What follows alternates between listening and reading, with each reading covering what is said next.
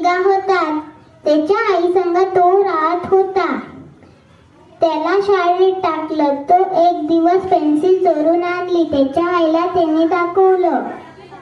त्याची आई म्हणाली की जे तुला ते काय आणलं असेल ते तुझ्या बॅगेत ठेवून दे. दुसऱ्या दिवशी त्याने डबल चोरी केली. दुसऱ्या दिवशी त्याने तिच्या मित्राचा बॉल चोरून आणला.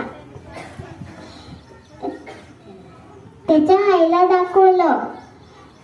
आई म्हणाली की जे तुला आणलं असेल ते घरात ठेवून दे.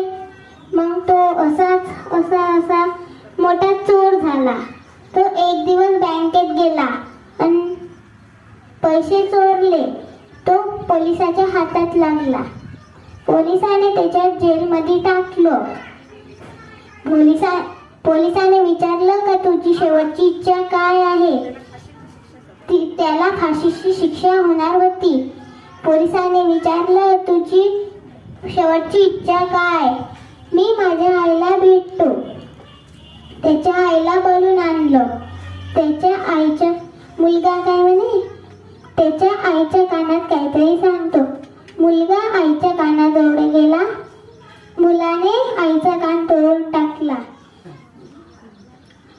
मुलगा काय म्हणे तू मला रागवलं असेल तर मी